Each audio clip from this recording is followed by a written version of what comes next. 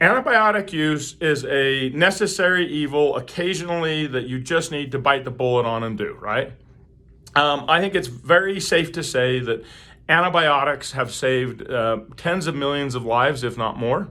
But it's also very, very safe to say that if you were to go upstream on what causes many, many, many gut problems, you'll find the use of antibiotics, okay? Especially the repeat use of antibiotics, okay? So as a gut health company, we're always going upstream of a problem, finding out what are the causes. And one of the major causes of gut problems in the first place is antibiotic use. So like I said, you have a bad infection, you need an antibiotic. I mean, I'm not saying you shouldn't take an antibiotic in certain cases. I would argue people take antibiotics in many instances for like sinus infections and UTIs and SIBO when they don't need to, because there's other options that work extremely effective. But let's say that you do opt in and you either have to take an antibiotic or you just choose to take an antibiotic. How do you respond to that? Well, what you're trying to do with what you want to have happen, okay? One, if you're going to take antibiotics, damn well better work the first time. The last thing you want is to take that's not only the last thing you want, it's the last thing your doctor wants too, by the way. The doctor doesn't want to continue to prescribe you antibiotics because they know damn well it's screwing your system up. So you want the first go with the use of antibiotics, you want it to stick. You want it to work. You want it to do exactly what it's supposed to do and get rid of whatever the problem is. You want it to get rid of the sinus infection. You want it to get rid of the UTI. You want it to get rid of SIBO. Whatever the hell you're taking it for, you want it to work, okay? There's the first thing. The second thing, you do not want the antibiotics to cause imbalances, like imbalances after long-term imbalances. So you use antibiotics, and I think not everybody, but many people would suggest that the use of antibiotics disrupts the microbiome. It doesn't even matter if the antibiotic is only targeted to hit a certain special bad component of bad bacteria. Bullshit. They cause an imbalance. Like, that's just a fact, folks. So the second thing you want to do is you want to manage the use of the antibiotics when you're taking them and after you take them, so as to prevent other problems, right? You don't want to have imbalances caused by antibiotics, right? So how do we respond to that? Well, number one, the first thing we absolutely love if you take antibiotics or after use of antibiotics, whatever, is the use of oral immunoglobulins. Why do we like that? Well, that's simple. Immunoglobulins soak up all the pathogens that the antibiotics are going to miss. So I'll give a couple examples of why I absolutely love oral immunoglobulins with antibiotics. One, when you're taking an antibiotic for a bacterial infection of any kind, like SIBO or something like that,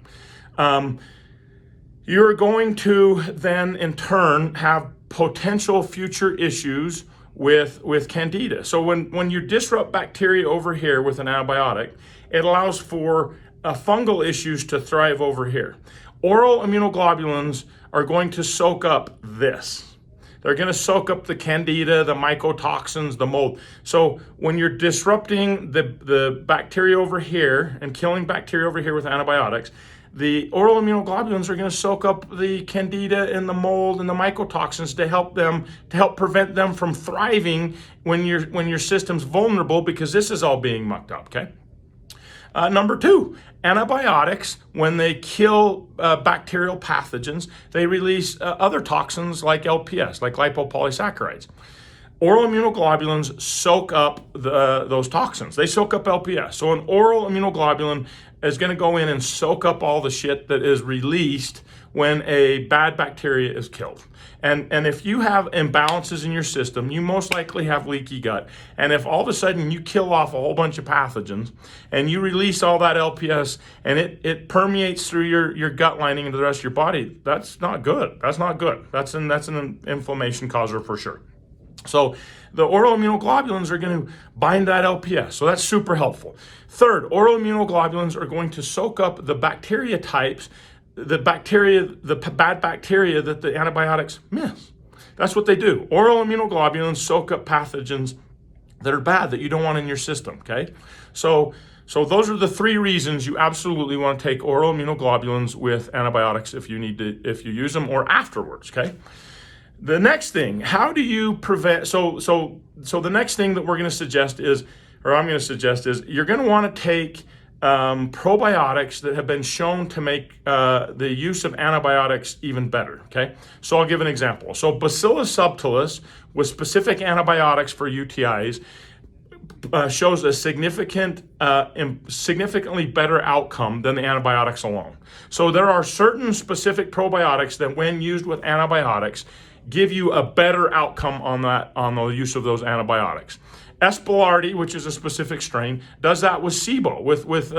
It has been shown in research that Espellardi with specific antibiotics for SIBO actually improves the outcome quite a bit. Okay, so there's a reason to make sure you're taking specific. So we would suggest, number 2, take the right probiotic strains that help maximize the outcomes of your antibiotics, because you don't want to come back to antibiotics. You don't. If you're going to use them, damn it, hit the mark the first time. Okay.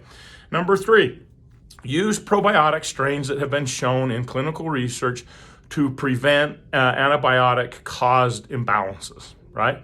So Espellardi, which I've mentioned, Bacillus clausii, Espellardi. There's a whole bunch of there are specific probiotic strains that when used, I would say 3 to 4 hours, same day, but 3 to 4 hours away from the antibiotics, actually help prevent the imbalances caused by antibiotic use. Now that I've said all that, be mindful. There's a ton of research out right now, like current research, that says that common probiotic strains actually make it so your recovery is longer from use of antibiotics. Meaning, most probiotic strains you're going to use alongside of antibiotics are going to actually make your recovery longer. So that's the current research. Now, I should probably say may happen, but if you were to go research that on your own, you're probably going to find that as the most common research. So to be very specific, you need very specific probiotic strains. These are not your common lactobacillus and bifidobacterium strains.